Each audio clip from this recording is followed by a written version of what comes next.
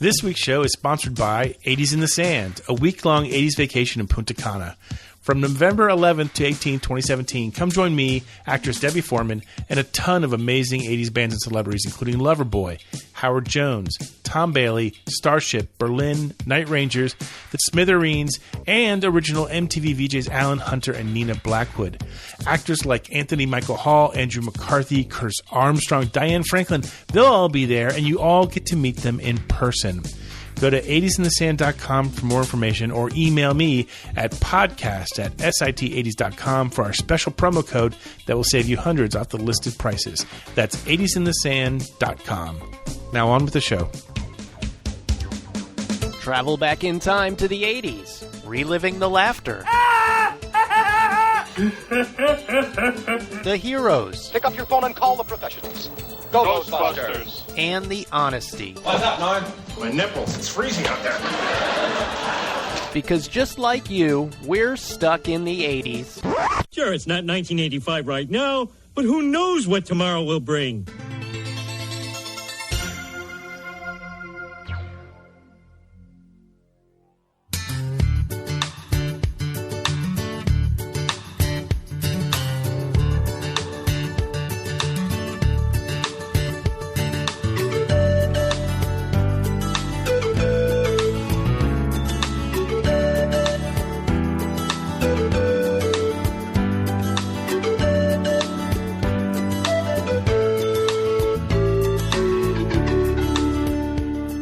Welcome to Stuck in the 80s. It's your host, Steve Spears, and today we take a trip back 30 years to the TV show 30-something. I mean, there's something you're obviously not telling me, and I think that you should. There's nothing to tell. Okay. With me today, since she's been a huge fan of 30-something since before she even turned 18, it's Jen with one N. Hello. It's so weird. It's just you and me. I know. Alone. How will I get... No, I've always told my friend, don't sing karaoke, and I just did it. You just did it. I just did it. You violated the cardinal rule of podcasting. B-Rad is on vacation with the family this week, but I'm really, really happy with this show because Jen, being the super 30-something fan she is, had this amazing interview with an author who wrote a book on 30-something as it turns 30 years old. And I enjoyed every second of the podcast interview. I really thought you did an amazing job. Oh, well, thank you so much. That's really nice to hear. I was so excited about it. Just brief background, when we were talking about our mother, I think I might have mentioned this in the interview, so I won't go on too long. But when I found out I had the opportunity to interview author Scott Ryan, I was so excited because I have actually been listening to his podcast, 30-something, for a couple of years now. Didn't know there was a book in the works that was his book. So to be able to talk to him was so much fun. For those of us who have not become the 30-something fans that you are, give us a little bit of background on the TV show. So 30-something came out in the late 80s, 1987, and it only ran for 4 seasons, but I'm glad that it only ran for 4 seasons because, I don't know, the stories sort of told themselves, and it was good to end on a high note. But so it's about this group of friends who are baby boomers. They're all various ages, say, I don't know, 30-something, and they're all friends, and they know each other in various ways. Some are related, some are married, some have been friends since high school. And it's just about their lives. I mean, there's no real, much more to it. But I think it was one of the first shows to just take adult life and present it in a very realistic and serious way. And sometimes not so realistic and sometimes not so serious, which I think is what made the show so much fun. What at your age, I mean, when you were, like you said, you weren't even 18 yet, and the show comes out. What was it about it that attracted it to you? Because, I mean, I think it would obviously have been meant for an older audience at that time. It is. Well, first of all, I'm weird. And as a kid, I think I even mentioned this during the graduation show, but I always liked shows that were about people that were older than me. Like, I always wanted to be an adult, and I always wanted to be like, when I was in early grades, I wanted to be a junior high. When I was in junior high, I was looking at, St. Elmo's Fire, and I wanted to be in college. So when I was in high school, here's this group of friends that were like, it seemed not very far from where I was. And so I was kind of looking for it as like forward to that time. and kind of as not a template, but sort of an example of, oh, so this is how you live life as an adult. And what's so funny is after I rewatch the show as an adult, a lot of those things have happened. You know, I've had fights with friends, and I've had disagreements with my husband, and I've had children or a child. And I don't know, it seems still very true, or in fact more true, because at the time I watched it, I was still in high school. I didn't know anything about anything. But honestly, it's just a super entertaining show. I'm hoping with the interview, people who haven't watched it in a while will pick it up again, and people who maybe didn't watch very much of it will give it a shot, because it's so worth your time. And the only way to see it these days, and correct me if I'm wrong, is to the DVD collection, really? Yes. It's not streaming? It was for a while, I think maybe on Hulu, but it's not, I couldn't find it. It's not anymore. But yeah, all 4 seasons are on DVD, and it's kind of fun because there's extras too. But it's that company that does Shout, the Shout Factory, that's what it is. And they sort of save these old fan favorites like 30-something and remaster them and put them out. Well, I would want to watch it myself nowadays. After hearing this interview, it'll sell you on it. But 2, it has Timothy Busfield in it, and he's always been one of my favorite actors. So that alone makes me want to watch it. Yeah, good. Well, we're going to launch into the interview now. Stay tuned afterwards. We have full seggies. But in the meantime, Jen and her interview with author Scott Ryan of 30-something at 30.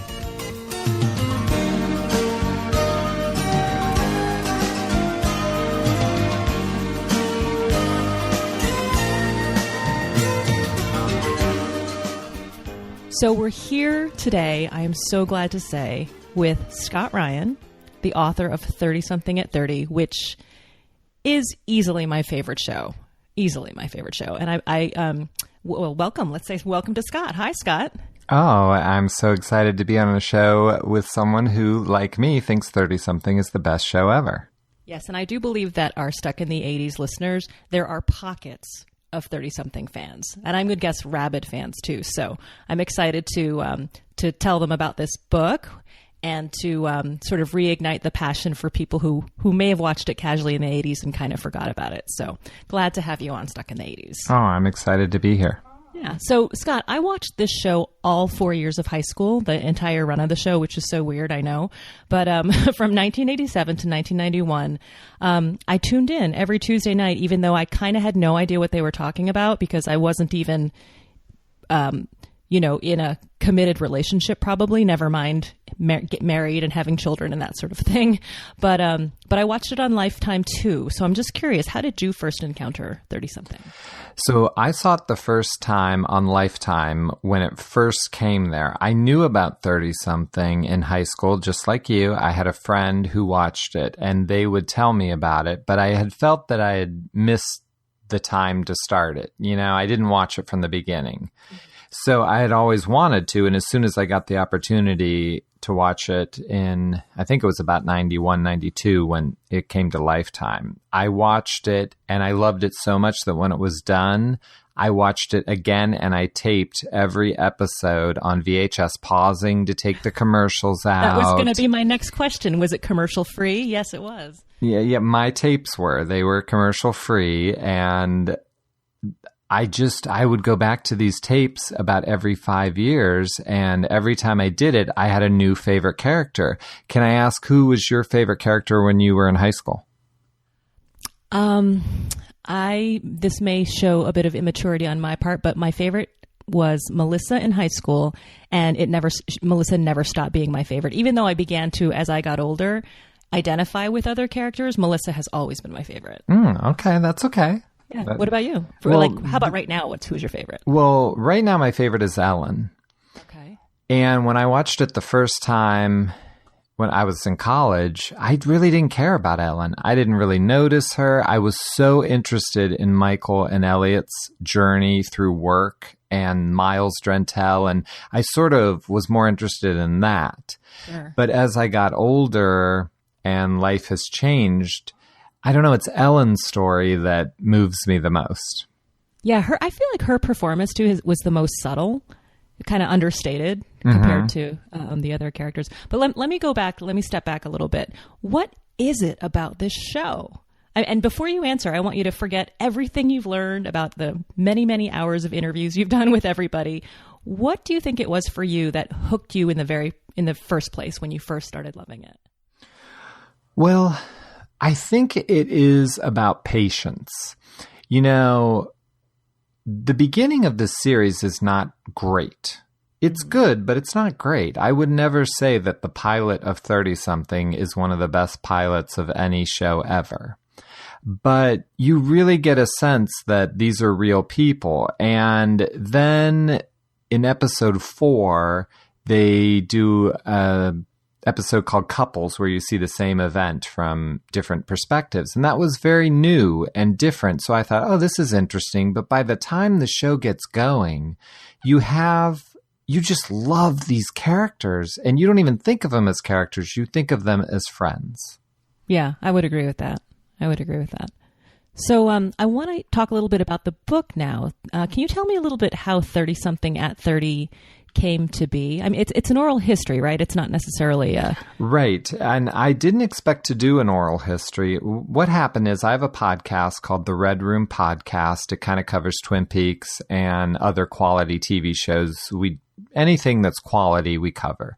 And I did an episode on 30-something, just one episode. Well, I advertise it on Twitter. Well, Richard Kramer, who's one of the writers and producers, he retweeted my tweet. And I'm like, that can't be the Richard Kramer. Like, that's crazy. So I contacted him and I'm like, are you Richard Kramer? And he was like, yes, I am. And I said, could I interview you for my podcast? And he came on and we just had an amazing discussion. It was like 3 hours long. Oh my gosh. You know, it was way longer than I could put on the air. I had to trim it down and everything because I'm like, no one's going to be interested in this, or very few people for a Twin Peaks audience, Sure. Even though we do television. So I spun off a new podcast called the 30-something podcast. And I thought, this is ridiculous. Like, I'm going to do 2 episodes and no one's going to listen. But once, Richard got me Melanie Mayron, who played Melissa. And when she agreed to do it, then Polly Draper agreed. Then Tim Busfield, it's just like, they were like, what? I want to go on that. And everyone wanted to do it. So then I thought, well, this is a book. Like, I'm covering more than can be done in a podcast. And then that opened it up even wider to some of the more shy people who didn't really want to do a podcast, but wanted to be a part of it. So this was like the luckiest thing that ever happened to me. I just, I hate to say luck like it wasn't work, but I mean, I was just at the right man at the right place at the right time. Right. That's amazing. So Richard Kramer was your key to it all. Yes, he's my guardian angel. I mean, he changed my life. Yeah, that's amazing. And I actually remember when the podcast first came out and how excited I was because, as we talked about, there was just a dearth of 30-something fan material. But I remember as I listened to, especially the actors, I think, to the people on the podcast, it was everyone spoke with such affection, I guess, for the show. So maybe they'd been kind of waiting for someone to ask, Well, this seems like a ridiculous statement, but I promise you this is true. Ken Olin, who played Michael, told me I was the first time he's talked about 30-something since 1991. No one has interviewed him. No one has asked. That is so bizarre to me. Isn't that crazy? And like with Tim Busfield, I didn't even go through an agent. I mean, it was just him. And he, I just called him and we talked. And they were so reachable and so willing to share because this is crazily the first book ever done on this seminal show that really mattered to baby boomers in the 80s. Oh, that's so funny. That's so funny. And I there's one other book that's associated that I, of course, bought, 30-something Stories, which was the scripts, which it should have been a clue to me back then that this was a very different show. Right. Yeah. Yeah. How many, especially back then, like to come out in 91 with a book of scripts, like we could see that happening now with some of The Sopranos or something. But yeah, 30-something was way ahead of its time. Yeah. So as a viewer, I always used to get a kick out of characters being named for like writers and producers, and then I started noticing some of the actors were directing some of the episodes. But after reading 30-something at 30, I was like, blown away at how collaborative the show was behind the scenes. Can you talk a little bit about that? Well, the amazing part is it's created by Ed Zwick and Marshall Herskowitz. Both their wives were writers on the show. So now you've got husbands and wives writing about husbands and wives having troubles in their marriage and using things from their marriage. And Ed Zwick and his wife, Liberty Godshall, they're still married, and I interviewed them both. And Ed said, sometimes we were talking to each other through our work without really knowing that we were. Right. And each thing commenting on it. And then, of course, Ken Olin is married to Patricia Wedig, who is Nancy and Michael. Scott Wynett was a big-time director, still is. His wife, Jill Gordon, wrote on the show. So, it's so family intertwined that I can't believe there's another show ever that had that much intertwinement. Right, intertwinement is a word. It is now. You just coined it. Scott. So just a little side note for 80s Nation. Ed Zwick also directed Glory with Denzel Washington and About Last Night, of course, which came out in 1986. But yeah, so listening to the podcast, reading the book, it actually makes a lot of sense that these characters would feel so real and that the situations they're in would feel so relatable, because that's really what they did, right? In terms of collaborating, is they talked about what happened, like what happens in a marriage or what happens at work or that kind of thing. Yeah. And, Liberty wrote an episode called Weaning, which was about Hope deciding if she was going to go back to work or be a stay-at-home mom. And at the time, Liberty had just had a baby and was deciding how much she was going to work on the series or not work on the series. So, that's why it feels real. And when I talked to her about that episode, can you think of another episode of television that dealt with a woman's choice in that way to decide which way to go? And it got a lot of controversy at the time because they felt that they were making a comment one way or the other, but what it really was saying is that it's a hard choice, whether you go back to work or you don't go back to work, Right. And that conversation has not ended. I mean, it continues to this day. And I remember I bought the DVDs after I just had my first and only, but my child. And I remember when I decided to stop breastfeeding, and it was this very comical moment where it was like Thanksgiving morning and I had made the decision, and, I was like, I closed the door and I was in bed and I had like soft music playing and I was, nursing my babe for the final time. And then she bit me and I was like, okay, that's it. And that was it. And I remember thinking, oh, this feels like 30-something right now. So it does. It echoes, and it has echoed throughout my life anyway. Well, I think it does for everyone. And I'm in such a strange position now to be out there selling this book and interacting with fans. And I get emails really on a daily basis of people pouring their heart out to me, and especially cancer survivors. And sometimes I don't even know what to do with this information. I can't imagine how it is to be Patricia Wedig or the writers of those episodes. But this show touched people in a way that I think it's almost impossible to explain to someone who hasn't watched it. Right. And I think you're right as far as the cancer storyline, but it's sort of the big things that happen, but also this like these tendrils of little things like the breastfeeding or just those little things that are just everyday things. It's hard not to feel that way because they represented them so constantly. And so, like you said, it does, your patience does pay off when you realize how carefully they've put everything together in the most real way. Well, and honestly, that is why I started the book. I have wondered my whole life, way before I ever had a podcast, why isn't there another 30-something? Why does this show not have a peer? It's such a simple idea. Oh, we'll get these people and we'll tell their life, and we're not going to have them be doctors or lawyers or no one's murdered. It's just life, and no one has done it. And so that was sort of my question to set out. And I never got an answer, so I don't know. But what I ended up with was an oral history, and I had so many interviews that I realized It shouldn't be me telling you what 30-something's about. It should be Ed Zwick and Marshall Herskowitz and Ann Hamilton and all these other people. They should tell you. Right. And I must say, because they're all writers and because the cast is so intelligent and wonderful, it's super entertaining. Like, it really does feel like you're listening in on a conversation of really smart, warm people.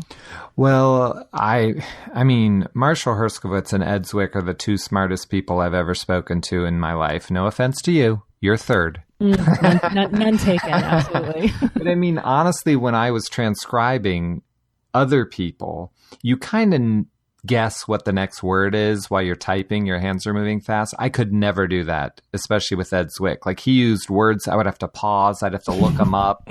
And, you know, they are very, very smart men. Right. Well, in sort of answer to your question about a peer for the show, it's I always go back to, and I love it, and I wish it had been longer, and I'm not the first or the last person to say it, but My So-Called Life. Oh, definitely. Yeah. I mean, it was a different phase of life that they were examining, but it, you know, it felt so much like 30-something to me, both in its style and in its content. Well, and I think that My So-Called Life would have rivaled it if it had more than 17 episodes. Yeah, and maybe. Winnie Holtzman was a writer on 30-something, and she was the main force behind My So-Called Life. And of course, she went on to do Wicked, which is crazy. Like, that was one of the times I was starstruck, was interviewing Winnie Holtzman, just because I'm a huge Broadway fan. And to get to talk to the person who wrote Wicked was crazy for me. Like, I really wanted to say, who cares about 30-something? Tell me everything. But I'm writing a new book. Yeah, it's a Wicked something. So I think My So-Called Life is close, but it's hard to compare because it just didn't get a chance to grow. Sure. No, that's fair. So what was something that surprised you the most as you were putting this book together? Either something you learned about somebody or a fact that still makes you scratch your head? Well, I think for me, there were certain things that I really believed, and I don't know, this might be digging a little deep, but you know, there's an episode called Happy New Year, and they have a New Year's party. And when you watch it the first time, you can kind of think, oh, this is nice, they're all together. But then in 5 episodes, Gary dies. And to me, that changes what Happy New Year was about. It seemed like that whole episode was a setup for that. So I was like all ready to, you know, like get the writer, and that was written by Richard Kramer. And I'm like, didn't you write this whole episode because of, you know, to set this up because of this point and that point? And he was like, I didn't even know Gary was going to die. No, it's not about that at all. It's about James Joyce, the dead. And I was like, what? And then I had this other point where I was like, didn't you do this to do? And they were like, no, we didn't even know that was going to happen. So I think a lot of what I learned, I guess, was that they just told from their heart. And it's like the viewer pulls all these strings together. You know what I mean? I don't know if that was a good answer or not, but I think that's what I learned. I don't know. Yeah, well, I mean, and then when you rewatch the shows, and they are like endlessly rewatchable, these shows, I think. I agree. That you can pull those sorts of things out. I mean, and according to them, they didn't plot out that way. They didn't plot out a season. They didn't think of those things. They really just had these little stories and they told them. And I still don't believe them. But I mean, I asked every writer and every producer, and they all told the same story. You know, there was no writer's room. There was no big board that had, you know, this is going to happen here, here, here. Each writer got to do really their own thing. I mean, Ed and Marshall broke every story with every writer, but then they wrote it. And it was their experience. And I believe them. I'm not saying, you know, they're lying, but it's almost unbelievable when you think of how perfect this show goes together. Yeah, yeah. And something else that I learned in the book was also the care for the writing. And I mean, I don't know, I can't even think of a show today that even comes close to that, because it's not just the writing, but also the directing. Like, each show was directed by someone different, and they encouraged sort of different styles and different techniques and different feelings, and somehow it all, and maybe it is the writing and the fantastic acting, tied it all together. And I would argue that some of the shows were less successful than others because of the directing, but but I sort of feel like that was the beginning of, imagining things, then you actually see what they're imagining, or sort of flights of fancy, but still remaining very realistic. Well, I interviewed Paul Haggis, who went on to win an Oscar for Crash. So he's obviously a successful writer, and he wrote in the first season. And he said, they gave you so much rope that you could run out there and hang yourself with it. And he said, and sometimes I did. But, taking a chance is always a great thing when it comes to art. A television viewer is going to be a lot more forgiving if you took a chance and maybe you didn't make it, other than doing the same thing every week over and over again, which, those are shows I can turn off in a second. Right. Well, it made for exciting, from the first time it aired, it made for pretty exciting viewing for the watcher, for sure, because you never quite were sure what was going to, not only what was going to happen to whom, kind of soap opera style, but also, how it was going to be presented to you. It was always kind of exciting. Well, I always, when, a lot of people that I meet, they'll say, I've never heard of 30-something. Should I watch it? And I tell them, if you put your phone down, if you watch it like TV used to be, where that's your focus, it is the single best television ride you can get of any show there is, from the beginning to the end. Like, you take a character like Nancy, from the pilot to the last episode, how far she moves. There isn't another show that's been able to do that since then. And that's for all 7 characters. No, that's great advice. And it's funny you mentioned Nancy, because how I got to interview you, Mr. Ryan, is that we were having the Mother's Day episode, and we were choosing our favorite TV moms. And naturally, I chose Nancy Weston. And I was explaining to Stephen Brad that, the reasons why. And it was her journey that was so fascinating and wonderful, and made me cheer too, because she started out in such a kind of a meek way and grew in many different ways and had challenges. Like the ultimate challenge of her, life, and the way she dealt with her family during that trauma too was just, amazing. Well, and when I interviewed Patty, she said that in the beginning, when Nancy was so weak, that her mother called her and said, you can't do that on television. I didn't raise you to be weak like this. You have to stop that. And she was like, Mom, that's the character. But I have to play her that way because there are women out there that do this and don't stand up for themselves to their husband and their life or their children. And she knew that it was a journey, because that's what Ed and Marshall had told her from the beginning, because she only has one line in the pilot.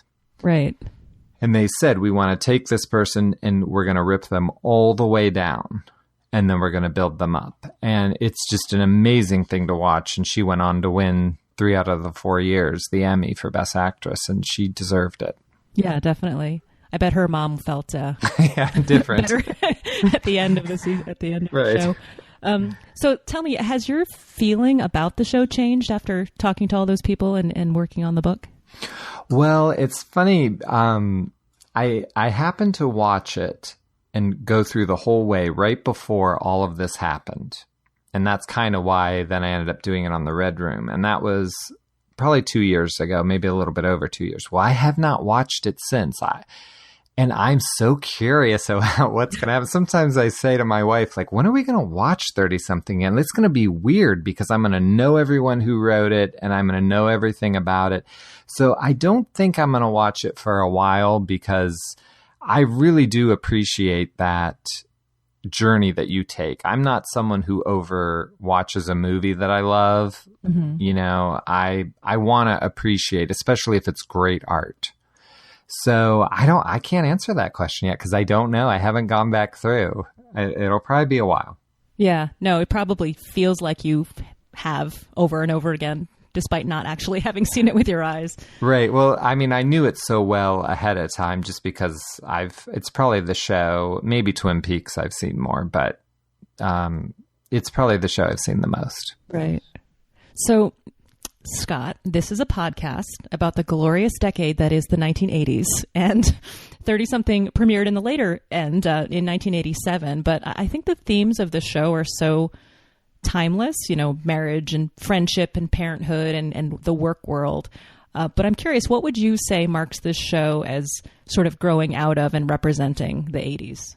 Well, I think that your favorite character, Melissa, really represented a lot of the 80s. I mean, first of all, you got to throw out like shoulder pads, the high hair and the blush, that the makeup. So there's a lot of 80s in that sense. Yeah, Ellen's blush was on point most of the time. And just one more thing in terms of fashion is I don't remember seeing Hope without a scrunchie, like even dressed up to go out to dinner. She still wore maybe a gold scrunchie. And speaking of scrunchies, it's Sex and the City that I always think of when it comes to Melissa. I really feel that Melissa was the first Carrie Bradshaw.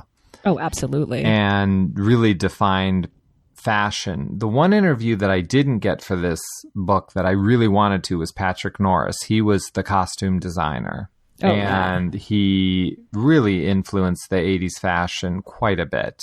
And Melissa especially with her outfits and her one earring and numbers coat.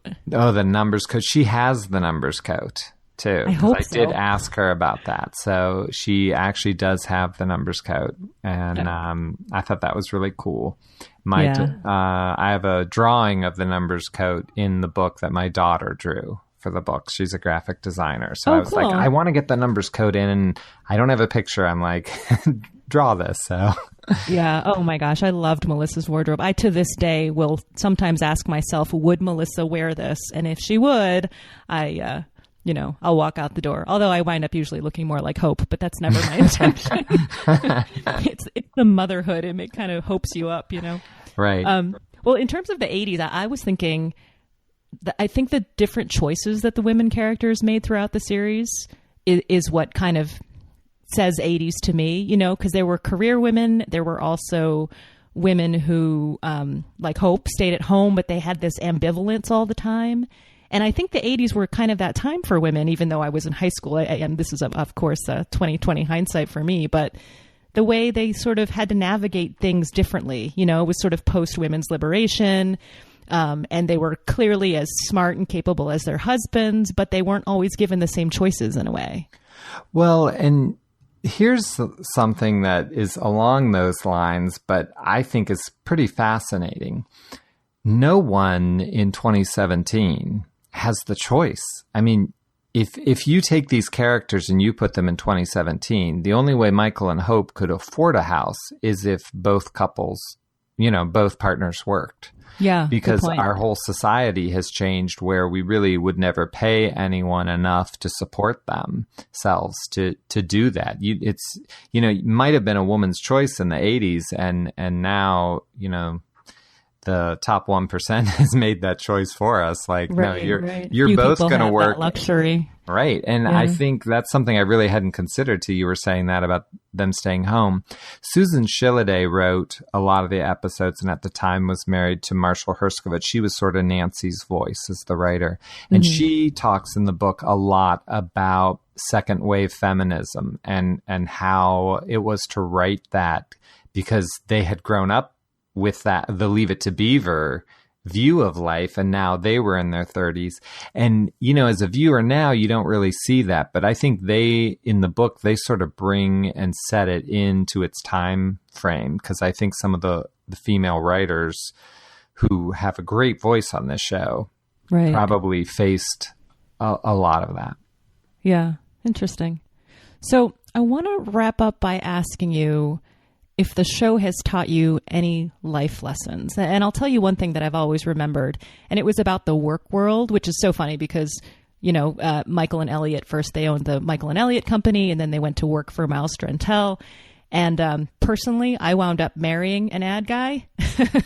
So it's a little strange how 30-something can sort of, pervade your life. But one thing I always remembered, and it echoes back to me when I think about work or even just power dynamics in general, is there's this one episode where Elliot says to Michael about Miles something I'm paraphrasing, but something like, he can't kill me, he can't hurt my family, what can he do? So basically he's powerless over me. And I just, that I always remember that when I think, when I'm in a situation where I like feel someone has power over me, or, I'm in a work situation that's kind of dicey, I always think like, well, that person can't kill me, they can't hurt my family, and it just stuck in my head and it took me a while to realize it was from 30-something. I couldn't remember, like, did I read this in a like a self-help book or something? But then I realized it was Elliot. So I'm curious, has the show ever taught you any life lessons like that? It most certainly has. But before I tell mine, I got to comment on yours. I mean, that is beautiful what you just said. And that I know I can picture Timothy Busfield in that scene. That scene has, of course, affected me for my whole life. And that's just one moment. And how great is it that you've remembered that forever? It makes me happy because I have moments like that as well. Mm-hmm. I'm going to take two. Can I give two?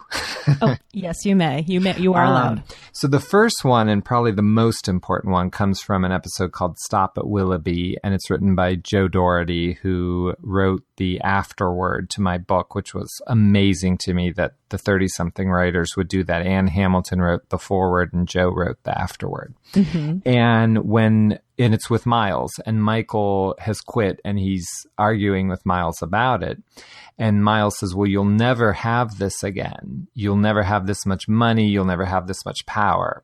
And Michael looks at him and says, it's not about that.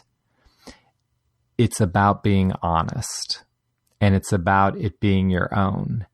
And that moment of owning something and also being true, I was in corporate America for about 9 years, and it just wasn't for me. And I'm lucky that now I'm in the place to be a writer and do things on my own. But there were so many times where I faced that, and you have to be so dishonest in corporate America. And it just wasn't for me. So that speech, and to get to tell Joe Doherty that speech, shaped my whole life and what I felt about business. So I like that yours was about that. Yeah. As well. And then the other one is in Michael Writes a Story, and it's just about writing. And Michael wants to be a writer so badly. And there's a character who's teaching him about writing, and she says, what would you give to be a writer? And he says, anything. And when I watched that episode as a 22-year-old, I said out loud, anything. Just like Michael, at the same time, without even thinking. But then she says, but when a writer disappears, who cares? But when a father disappears, or when a husband disappears, it leaves a hole. And, it does make you think about that. So yeah, I got a chill. Yeah. I mean, I do every time. And I still, when it's just hard not to say anything, because you think about that with your dream. I'd give up anything. Well, would you? Really?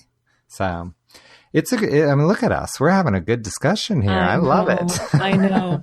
And so it must come to an end.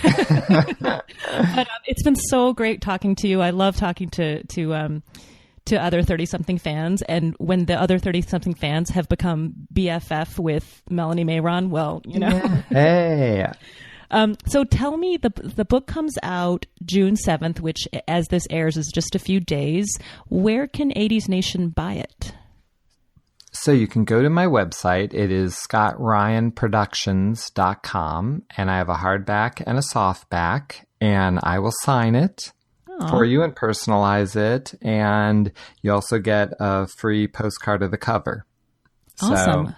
Which is, the pictures have never been released before. They were all taken on the set, and the director of photographer gave them to me for the book. I mean, there's all kinds of pictures in the book that have never been released. So. Oh, that's so cool. Yeah. All right. Well, and we'll put a link to it too, as well. So great. So people can get it that way. Well, I am still going to buy it, even though I've read it, because there are so few 30-something things, as we've discussed, that I want to own it. So I'm really excited to get my hands on a 3-dimensional real life copy. I know. It's like it'll be just like the 80s. It's a book. Who'd have thunk it? I know. Crazy, right? Anyway, thank you so much, Scott, for talking with us. And I hope the book does incredibly well. It should. It's a great book. I loved it. Thank you so much, and thanks for having me on.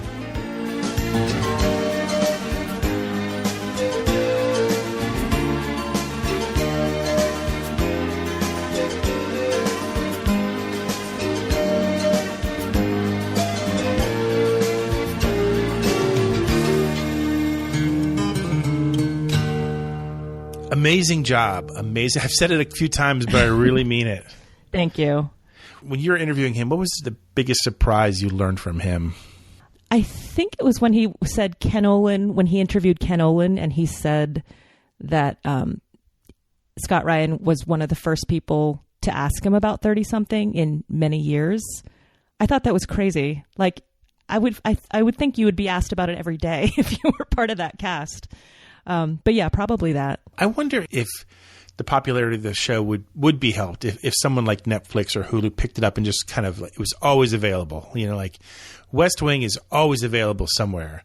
You know, if 30-something was always available somewhere and people could like, get turned on to it now and be able to see it, that would be kind of a plus. Yeah, I think it would be fun. And I mean, it's definitely dated in some ways. I mean, you know, people have the huge cell phone kind of thing, but I don't know. There's a lot of universal themes that are, I feel, going to happen forever and ever. And I would hope that people of different generations would give it a shot. But yeah, I'm always crossing my fingers it'll go on Netflix. I got a kick out of the fact that he said that he started out doing these interviews for the podcast, and then they went on. They were all way too long to use for the podcast. And then he kind of realized he had the makings of his own book. Right. Well, it's kind of the magic of podcasts, right? Like you talk about how much you have a crush on, I don't know, Deborah Foreman, for example, and then all of a sudden you're best friends over enough years and enough talk and enough podcasts, you know. That is one of the more bizarre aspects of my life. I will give you that. Magic happens. Speaking of magic, we are actually going to get an autographed copy of 30-something and 30 from Scott Ryan. We're going to give it away to a fan of the show. Here's how you can enter to win. You need to email us at podcast@sit80s.com with 30-something in the subject line. And we invite you to tell us what you remember about the show, share your favorite memory of the show. We'll pick our favorite response, and you will have an autographed copy of the book. Yay. Yeah. And I think Scott mentioned it in the interview, but the book actually, as this will drop, this episode, just went on sale this week. So it's brand new, and you can get the hardcover or the softcover at scottryanproductions.com. So if you don't win the book, but do try to win the book. I would love to read other people's memories. In the meantime, if you want to win something else, there's only one way to do it at Stuck in the 80s. The Seggies. What's happening, hot stuff? By the sound of the gong, it must be time for Mystery Movie Moment. You know the drill here. We will play a snippet from a movie in the 80s. If you get it right, you're entered into the drawing for some Stuck in the 80s swag. Maybe Brad will bring back something from Mexico to give away. Like 80 tiny sombreros or something like that. I don't know. Pay attention. Here's our clip from the last show. God is our co-pilot. Huh? Remember our car? Yeah? 2 seats? 2 seats. Where's he gonna sit? No big surprise there. That's Cannonball Run. I think I only made about 4 references to it during the show. So, Jen's here instead of Brad. So, Jen, why don't you read some of the winners?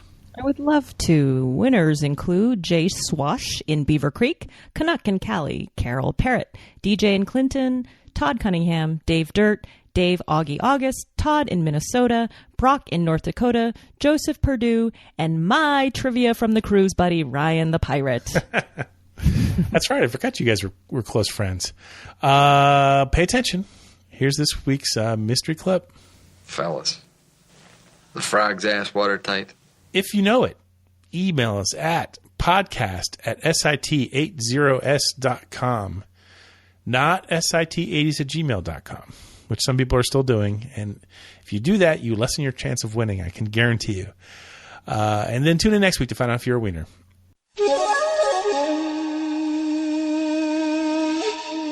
The mystical refrain that is Name That 80s Tune. We'll play a snippet of a song from the 80s. This time, if you get it right, again, entered into the drawing for some swag. Pay attention. Here was the clip from the last show. Yes, it took you guys long enough. That's Queen of the Broken Hearts by Loverboy. You got it on the second try. But she's not that kind of girl. I'm telling all the world she was born the queen of the broken heart. I didn't even get it on the second try, to tell you the truth. Really? I don't Yeah, see you this as a was big hard. Loverboy fan, though. Yeah, that's why. Have you ever seen them live? I have not, no. They're really good. They're really loud, a friend too. of mine. Yeah, a friend of mine said that too, that they were good. Yeah, it's all hits, and you forget how many they have. I mean, they'll never play. They won't play a song that you don't know. I guarantee you. So Nice. They're like Foreigner, like that. yes, exactly. But just really, really fun. I'm so glad because they're going to be on the 80s cruise in 2018, and they'll also be at 80s in the Sand. So Nice. I'm going to have my fill of Loverboy, and hopefully I'm going to have him on the phone here shortly. I'm trying to get Mike Reno back on the phone to talk a little bit about those upcoming shows. So we'll see if that happens or not. Waiting to hear. Yeah, good luck. In the meantime, why don't you read some of the winners? The winners include Garrett in Houston, Christine in Philly, Jeff in Chester, Kurt in Dirty Jersey, who would have answered but missed the last show being on vacation. Excuses, excuses. Dave, Augie, August, Todd in Minnesota, Brock in North Dakota, and OJ in Spain.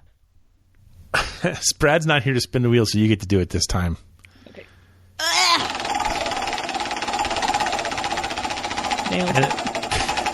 That was good. I hope you didn't hurt yourself. It's going to land on Garrett in Houston. It lands on you, my friend. Send us your snail mail address, and we will mail you out something sooner than later. It might be later than sooner, I should say. It will be mailed out in our lifetime. I promise. We'll get better at this. In the meantime, pay attention. Here's this week's mystery tune.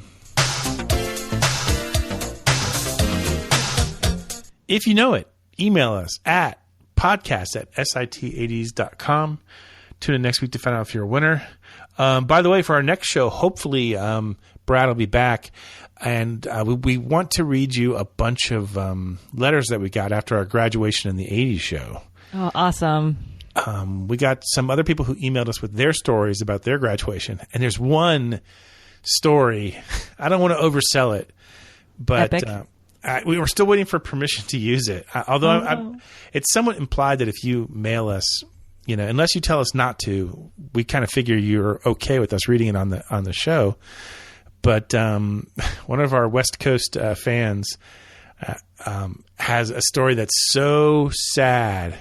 It makes my story seem like, Krusty the Clown or something like that. It is epically just depressing. I mean, nobody dies or anything, but still, I mean, I would think that if that happened, you wouldn't even want to talk to us about anything. But anyway, so if you have some stories, if you've been holding back and you think you have a good story about your own graduation in the 80s, either college or high school, email us. If you had an all-nighter, say. Yeah. Definitely write in. Right. It does, especially. Or if you had a really epic night or if you had a really tragic night, either way, whatever it is that floats your boat. And we will try to read them on the next show. If you're always enjoying our shows, if you're liking the podcast, we remind you, go to iTunes and write a review. We love that. It helps the show. It also helps the show if you visit HelloFresh.com. They are one of the sponsors of our show. They are the meal delivery service that gives you tasty, delicious meals that you can prepare in 30 minutes or less. I had tonight Dover sole with salsa verde, and it was amazing. And you can save $3. Really good, What? I'm sorry for interrupting. They have a really good burger too. Do they really? It's always, you get to choose what you want every week, and the burger's always an option. And I'm always like, I can make my own burger, but you're saying it's worth trying. Well, what's weird is I had the same thought of like, why don't I just go and make a burger? But I don't know, the potatoes, everything about it is delicious. So yeah, highly recommend the burger. It's always what I don't expect to be really amazing that really blows my socks off.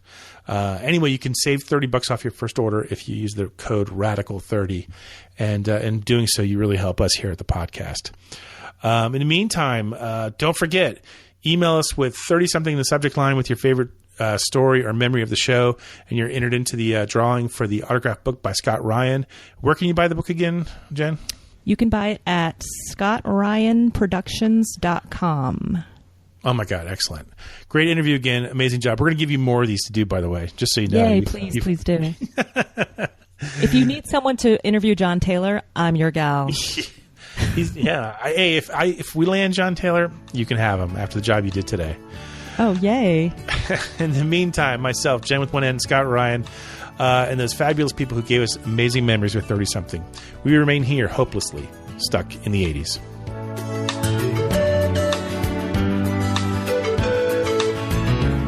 Stuck in the 80s is a Class of 85 production. Special thanks to Check Battery Daily for our theme music. And remember, this is only an exhibition, not a competition. Please, no wagering. And dance by the light of the moon.